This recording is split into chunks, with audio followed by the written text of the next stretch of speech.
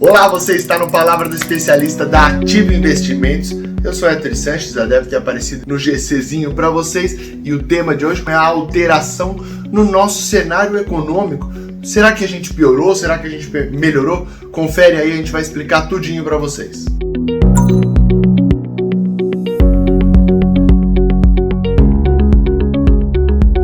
Vamos lá então.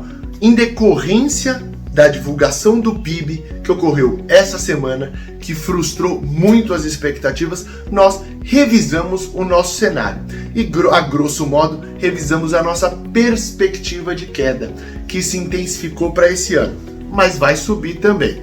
Vamos por partes. Primeiro do resultado. Foi divulgado aí pelo IBGE o PIB do segundo trimestre desse ano, que apontou aí uma contração de 9,7% na margem, que significa frente ao trimestre anterior, já considerando ajustes sazonais. Fora isso, nós tínhamos uma expectativa aqui de menos 8,5% e caiu menos 9,7%, ou seja, uma surpresa mediante a nossa projeção, que era a mais otimista do mercado, é verdade. Mas o mercado também se surpreendeu, estava ali a mediana, o agente mediano, né, na distribuiçãozinha normal, estava em menos 9,2%.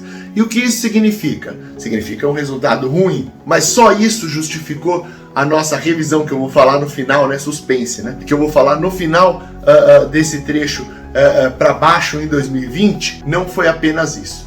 Porque a surpresa não se deu em um item concentrado. Se a gente falasse aqui, olha, foi apenas o setor de siderurgia, não foi. Foi apenas o setor de...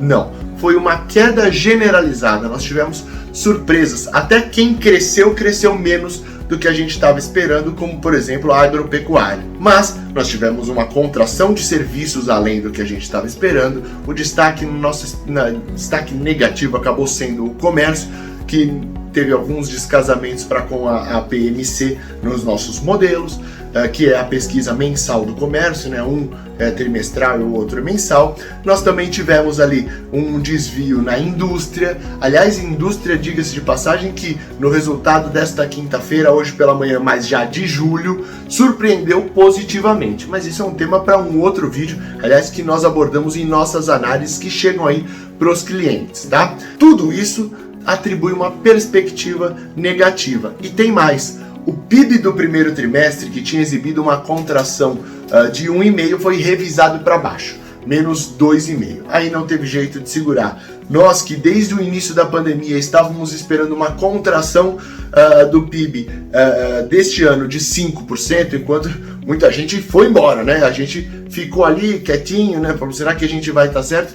Estávamos, né? Houve uma migração para ao redor do nosso menos 5% e agora a gente que faz essa convergência para baixo.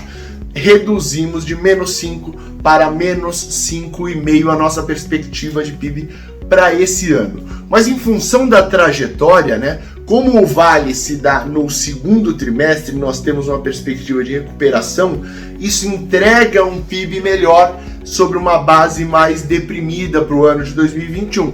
Em consequência, nós revisamos a nossa projeção para 2021, por isso que eu disse que ia cair, mas ia subir depois.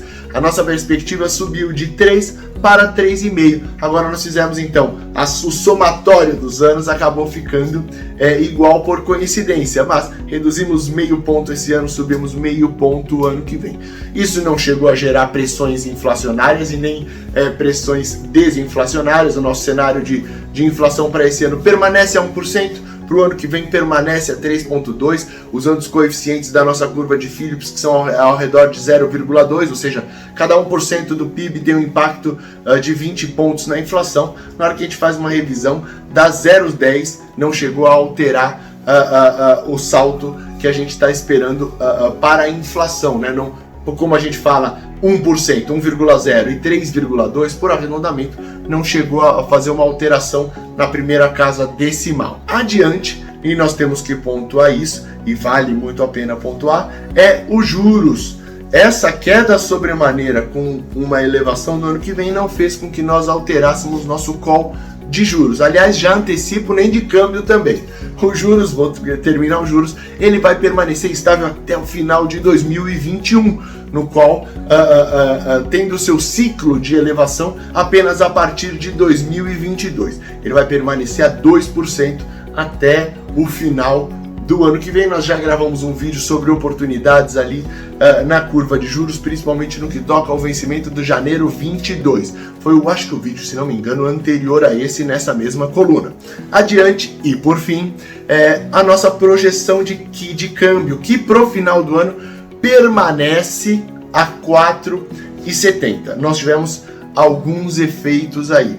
O primeiro, uma melhora no ambiente global, no tocante à aversão a risco, além do que a gente estava esperando, mais do que sobrepôs os efeitos danosos fiscais que foram aprovados aí, tanto no ano corrente quanto em trajetória. O nosso déficit para esse ano vai se aproximando ali de R$1 trilhão, nosso déficit primário, a nossa dívida pública vai beirando ali sim os 95%, superando aliás os 95% para esse ano em trajetória. Isso porque tivemos extensão do Corona Voucher, outros gastos. Só o Corona Voucher são 100 bi, né? Frente ao que o governo esperava, 850, eles já vão para 950, que é muito próximo da nossa projeção.